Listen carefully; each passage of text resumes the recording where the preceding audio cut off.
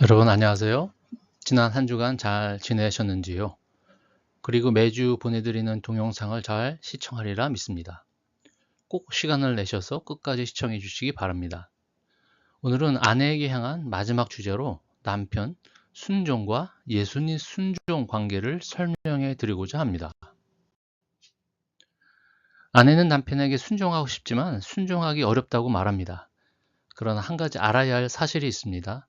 남편에게 순종하기 어렵다는 말은 곧 주님께 순종하기 어렵다는 것입니다. 남편에게 순종하기를 죽게 하라 라는 말은 주님께 순종하는 것을 전제로 하는 말씀이기 때문입니다. 아내가 순종하지 못하는 이유가 남편이라고 생각할 수 있습니다. 하지만 정확히 말하자면 남편의 문제가 아니라 아내 자신의 문제입니다. 아내와 남편의 문제가 아니라 아내와 주님과의 문제입니다. 부부 관계의 핵심은 부부가 아니라 주님과의 관계입니다. 주님께는 순종할 수 있는데 남편에게는 순종하기 어렵다는 말은 모순입니다. 남편에게 순종하지 못하고 있다면 주님께도 순종하지 못하고 있는 것입니다. 아내는 남편을 더 좋은 방향으로 이끌어 주려고 열심히 잔소리합니다. 하지만 간혹 아내의 이러한 관심과 똑똑함이 남편을 더욱 힘들게 합니다. 또는 똑똑한 아내는 잔소리하고 싶은 마음을 억누르고 기도하는 모습을 의도적으로 남편에게 보여주기도 합니다. 단순한 잔소리를 교양과 신앙으로 위장하려 합니다. 하지만 남편이 모를 리 없습니다. 직접적으로 잔소리하는 것도 신앙이라는 이름 안으로 간접적으로 기도하는 모습을 보여주는 것도 남편에게는 바가지를 긁는 것입니다. 남편은 아내가 바가지를 긁는다고 변하지 않습니다. 아내는 남편을 잘 이해해야 합니다. 아내는 남편에게 강요하지 않으면서 남편이 바르게 결정하도록 지혜롭게 돕는 방법을 배우셔야 합니다. 아내는 예수님을 믿듯이 남편을 믿어야 합니다. 어떻게 믿기지 않는 남편을 믿을 수 있습니까? 라고 물을 수 있습니다. 하지만 남편을 예수님 안에서 봐야 합니다. 아브라함은 하나님이 죽은 자를 살리시며 없는 것을 있는 것으로 부르시는 분이심을 믿었습니다. 이 믿음으로 남편을 보면 어떤 남편이라 할지라도 소망을 가질 수 있습니다. 남자는 누군가가 자기를 믿어줄 때 힘을 얻습니다. 나를 믿어주는 사람을 필요로 합니다. 주위 모든 사람이 자기를 비난하고 비웃어도 자기 편을 들어주는 아내가 필요합니다.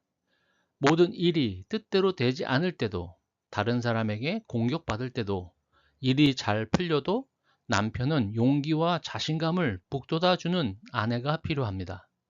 아내가 어떤 일이 있어도 당신에 대한 나의 믿음은 변함이 없어요 라고 말해준다면 남편은 다시 힘을 얻습니다. 아내가 남편을 순종해야 하는 이유가 무엇입니까? 부부는 한 몸이고 아내의 머리는 남편이기 때문입니다.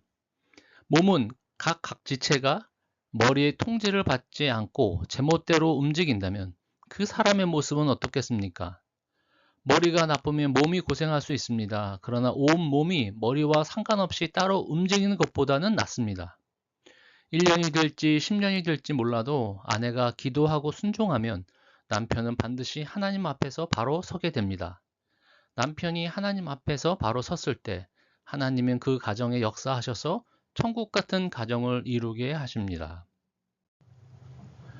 남편의 결정이 잘못된 것 같아도 고생할 각오로 순종하면 됩니다. 단 남편에게 순종하되 기쁨으로 순종해야 합니다. 옳은 방향으로 나아가며 고통당하는 것이 잘못된 방향으로 나아가며 고통당하는 것보다 훨씬 낫습니다. 남편에게 순종하는 것이 남편을 하나님 앞에 무릎 꿇게 하는 지름길입니다. 남편들은 사회에 나가서 중요한 역할을 감당할 때가 찾아옵니다. 그 순간순간마다 하나님의 인도하심을 받고 순종할 수 있어야 합니다.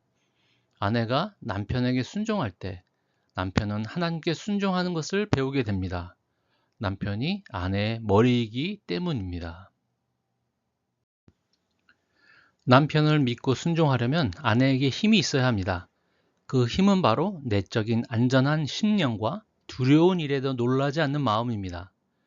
우리가 입으로는 사랑을 말하고 남편의 영혼을 위하는 것 같아도 실제로는 두려움이 우리를 움직이게 하는 경우가 많습니다. 사람들의 평가, 재정적인 불안정, 미래에 대한 두려움 때문에 남편과의 관계가 어려워진 것을 봅니다. 그래서 사도 베드로는 아내들에게 외모를 단장하기보다는 오직 마음에 숨은 사람을 온유하고 안정한 심령에 썩지 아니할 것으로 단장하라고 한 것입니다. 가정에서 부부 관계가 힘들고 어렵다면 주님과의 관계를 돌아보시기 바랍니다. 아내가 주님 안에서 두려움 없이 진정한 사랑을 누리게 될 때 안정된 심령으로 남편에게 순종할 수 있습니다. 이것이 곧 부부가 연합과 행복으로 나아가는 길입니다. 다시 말씀드립니다. 아내도 남편도 자신이 주님과 어떤 관계에 있는지를 점검하시기 바랍니다. 남편과 아내가 주님과 완전한 연합을 이루면 그 부부는 한 몸을 이룬 것입니다.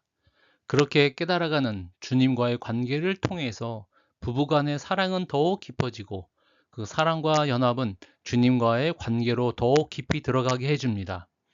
가정의 행복은 아내, 남편을 얻는 것이 아닙니다. 아내나 남편은 행복을 줄 수 없는 존재입니다. 행복은 오직 주님을 통해서 얻는 것입니다. 배우자는 그 만족과 충만을 함께 누릴 수 있는 존재입니다.